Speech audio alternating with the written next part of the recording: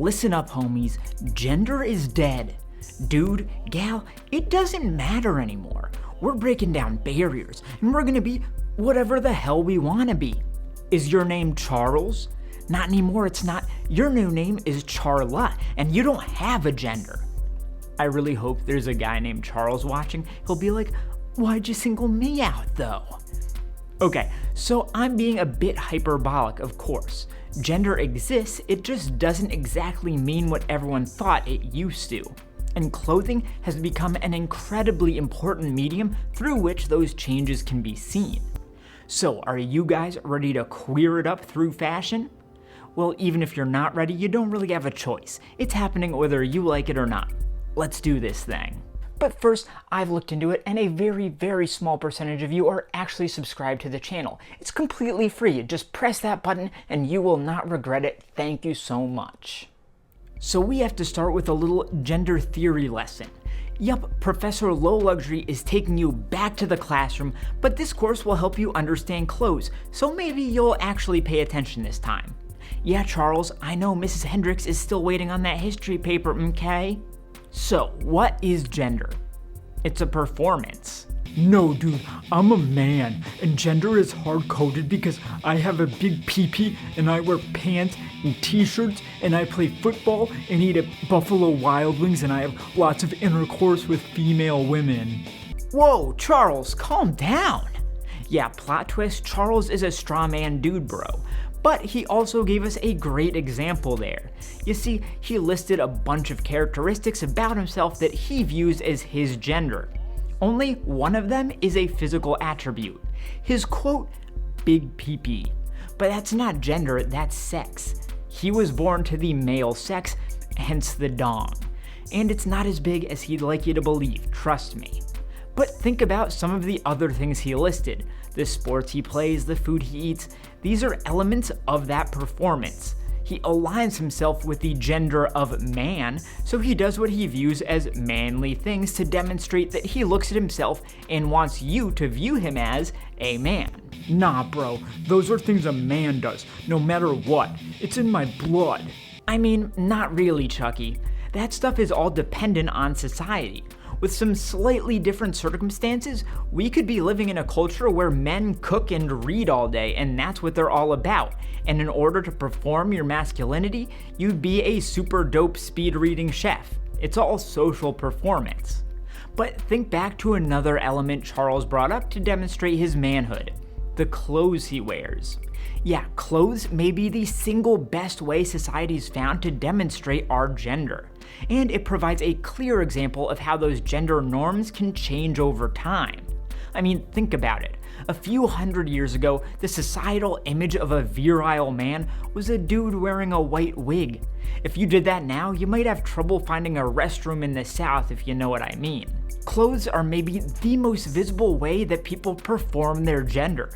People who want to be seen as men or generally masculine might wear a suit or jeans and a t-shirt, stuff like that. People wanting to be seen as femme might wear a dress or skirt or something along those lines. Someone who wants to be seen as a racist might wear Dolce & Gabbana. Look, I can't go too long without calling Dolce out, otherwise I start going into cancellation withdrawals. Anyway, what I'm trying to say is that our society has some fairly rigid and gendered expectations when it comes to clothing. Except women can wear pants now. Progress. And luckily for us, we have some really smarty pants fashion designers in the world right now who are well aware of how to play with gender roles and stereotypes through the clothes that they create. In my mind, there is nobody who does this better than Jonathan Anderson. He burst onto the British fashion scene in the early 2010s with his namesake brand, J.W. Anderson. He actually started with womenswear, which he's admittedly very good at. He started making forward-thinking, playful, and feminine designs for women. And before long, he added menswear. But the feel of his men's clothing is very different from the feel of his women's, because they're so similar. Bro, that makes no sense. How can they be different because they're similar? You've been smoking too much of that Cali butt. Let's sit back, have a beer, and wear Philippe Plein like real men.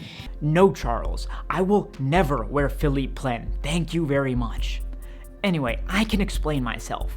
As I said, Anderson's womenswear is very playful and feminine, and it works because in many ways that's what's expected from womenswear.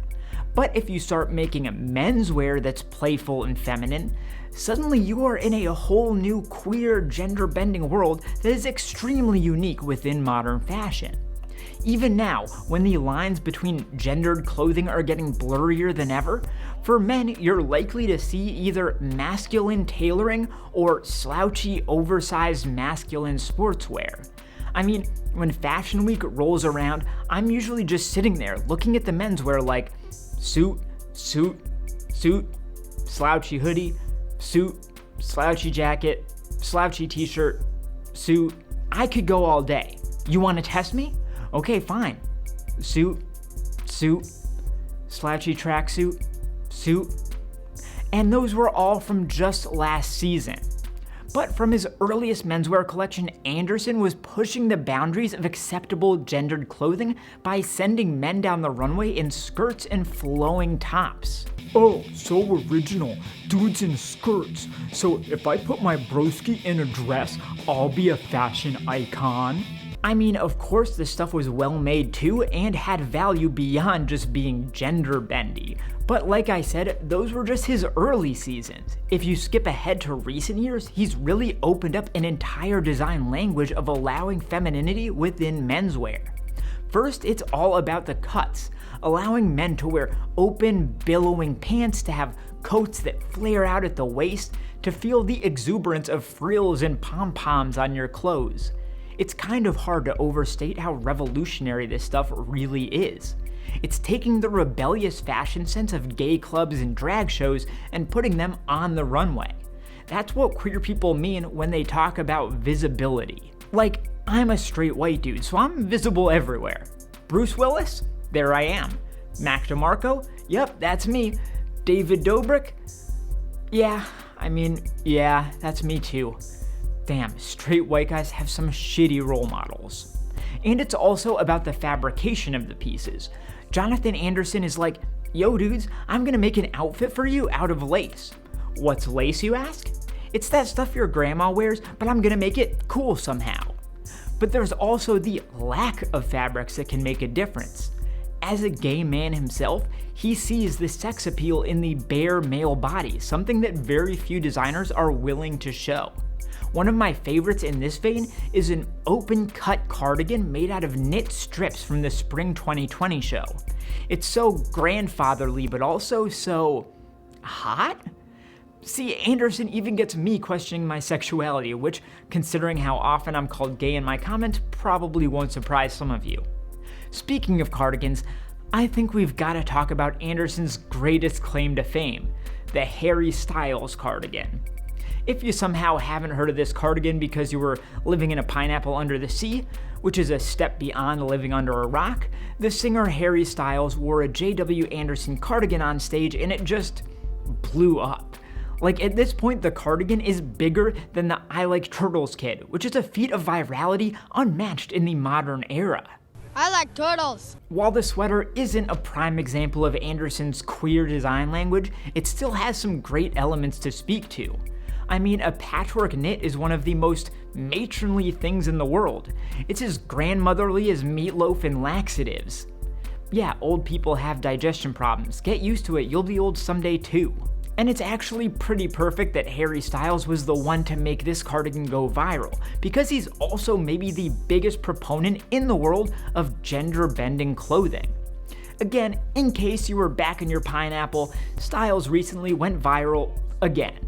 Yeah, this dude apparently has COVID levels of virality. He could wear a Spencer's Gifts cheesy one-liner shirt and it would probably become a trend. So this time, he went viral for wearing a dress. Gasp! How dare he? I'm not going to speak too much about the entire drama saga of this dress because it's really been covered to death. I'm sure there's other content you can find on it to satisfy your internet drama bloodlust. But the interesting about the dress, to me, is that it was made by Gucci, who are probably the current most famous brand for creating feminine pieces for men. The thing is, Gucci's way of doing this is a little too easy. Remember when I said that J.W. Anderson creates his femininity in men's clothing through cuts and fabrication and things like that? Gucci, well, they just go all out and make a dress and just say, it's for guys. I'm not saying there's anything wrong with it, and there's certainly a place for it, it's just very brash. Like J.W. Anderson is a feather and Gucci is a baseball bat, you know?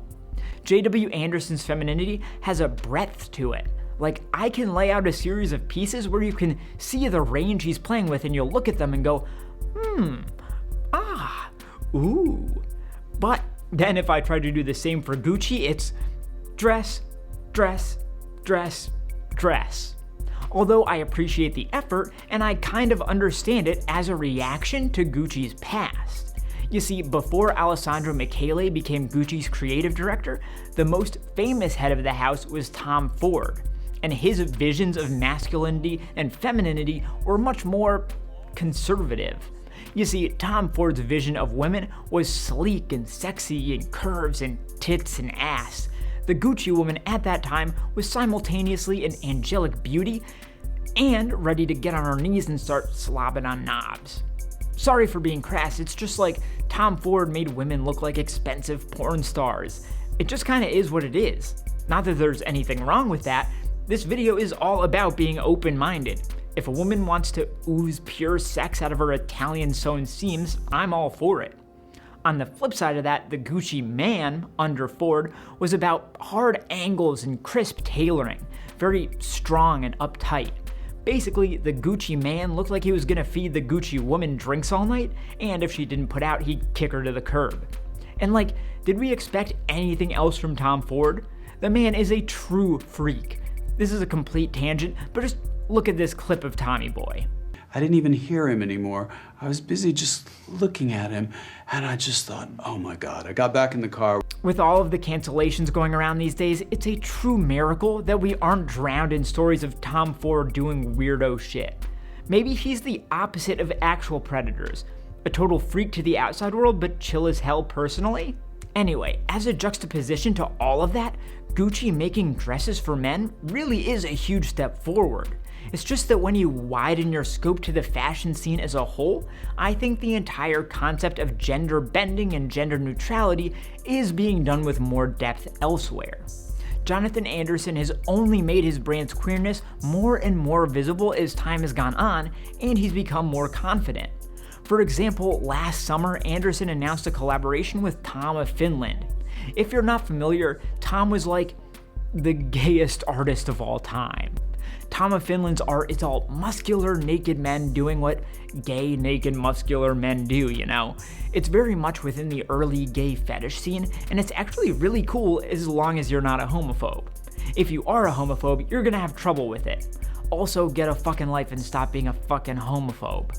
Anyway, Anderson printed Tom of Finland's iconic works on items like bags and even made a leather keyring in the shape of a dick, which like, I wouldn't buy, but I'm glad there are people out there who would. Either way, the entire collection is an awesome celebration of queer pride and confidence. I love it, and I hope he keeps pushing the boundaries more because the fashion world is still way too stuck up around this stuff, which is crazy considering like all of the best people in it are queer as hell. I own quite a few J.W. Anderson pieces, but at this point, I think my favorite is this flannel zip-up jacket. On the surface, it's fairly masculine.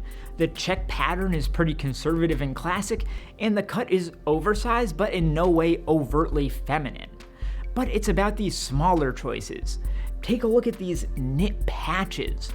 First of all, they're beautiful. The designs are super cool, and the color choices are perfect.